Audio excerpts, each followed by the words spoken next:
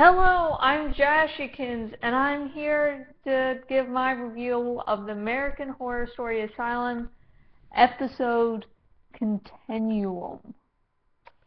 Now, as you know from my last review of the last American Horror Story episode, I didn't like how everything was basically wrapped up, and it was 2 episodes until the season finale.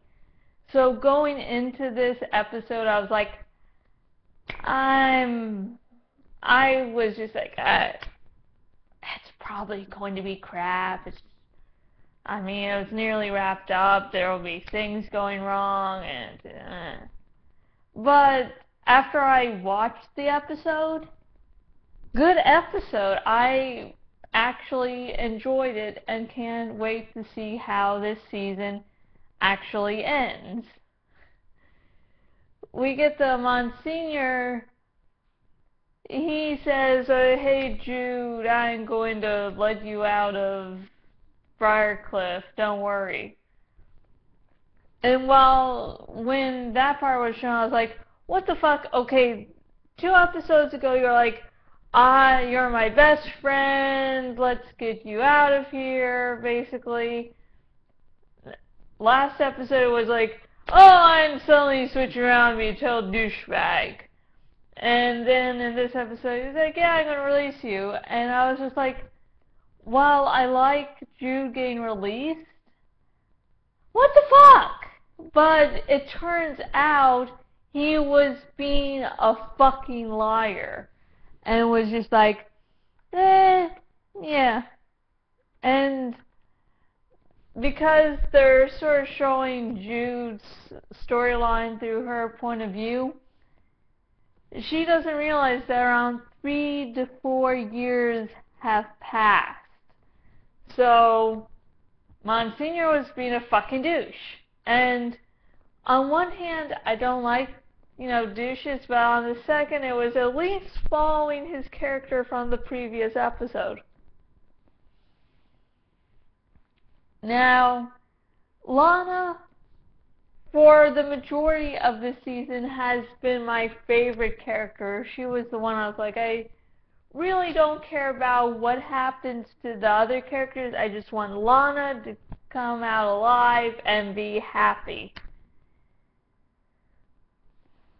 She got out, she's happy, and she's a fucking bitch.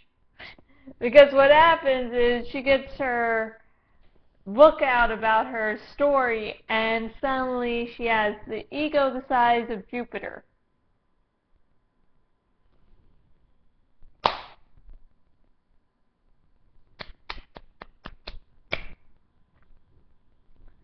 And it's just like, she does, well, her book, she's changed a few things so to embellish the story. And I can get behind embellishing the story to make it more interesting for the reader. But on the other hand, it was a fucking interesting story to begin with. You didn't need anything. But 2 of the things she feels guilty about changing. No, let me just point out one, because one is sort of really encompassing and the other one's actually something. It was that Lana changed her girlfriend into just a roommate. And she's like, well, that would distract from the story. And the truth of the matter is, as we saw earlier in the season, feeling like you're betrayed by the one you put your hope, faith, and love in was a pretty big deal for Lana. Fucking big deal. In my opinion, it played a big part.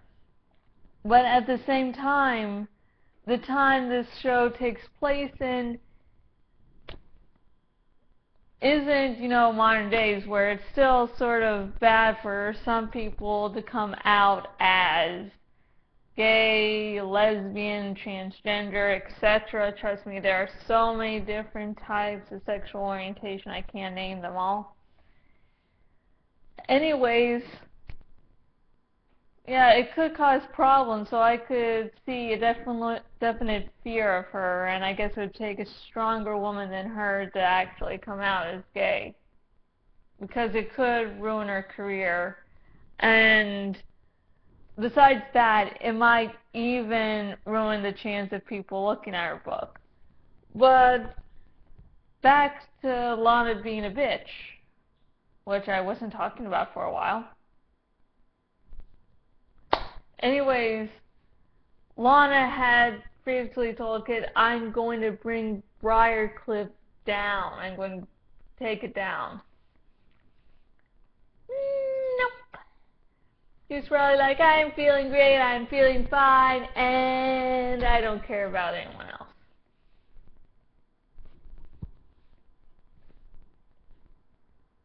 I got nothing. But, of course, as I haven't talked about, but people that have watched the episode are probably like, why haven't you mentioned this yet? And it is the fact that the whole episode begins with a murder. You see Kit removing a blade from Grace, and you're like, oh, he murdered her, but then you find out that over the years, you know, Kit became a polygamist with Alma and Grace, both staying with him and both having their kids. But Alma was very much, I don't want to think about being violated by the aliens, whereas Grace was basically taking it, as say in the episode, as a religious experience. And Alma, I think one person's review was like, there was no indication that Alma was going to be a murderer. The thing is, there were so many little things leading up to the point where it was actually Alma who killed Grace. So, yeah. And then Alma got too concerned about Grace's belief in the aliens because Alma didn't want the aliens back, Grace did, and Grace was sent into an insane asylum for being an axe murderer. So finally, Alma kills Grace, and Kit's all bloody because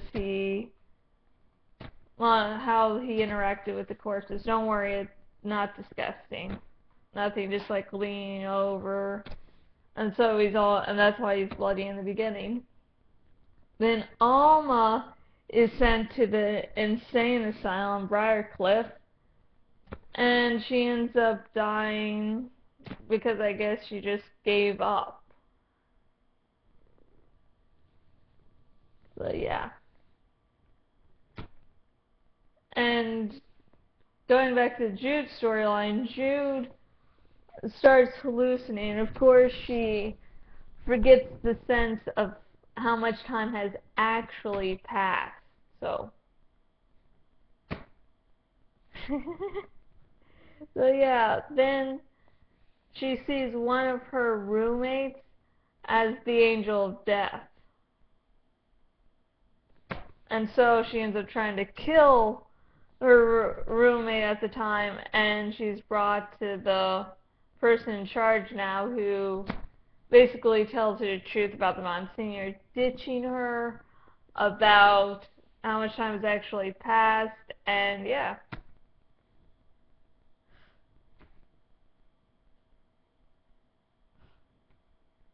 Yeah. And we find out that probably Pepper has been killed. And oh yeah, not that this is a big part of the episode, or the reason why I'm looking forward to the season finale, but Bloody Face's son, I'm just going to call him Johnny because there are so many theories going around of whether or not Johnny is actually Bloodyface's son.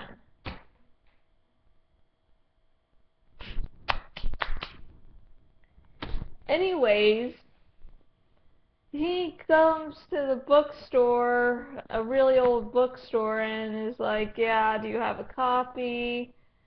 And then he basically tells the lady his story.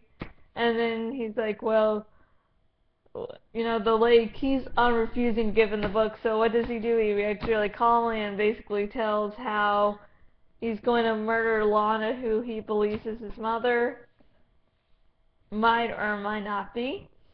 And he's like, me! And no, before that, he's like, but first I'm going to need the book. And she's like, me.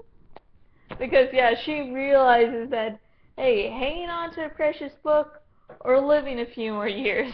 She chose a few more years.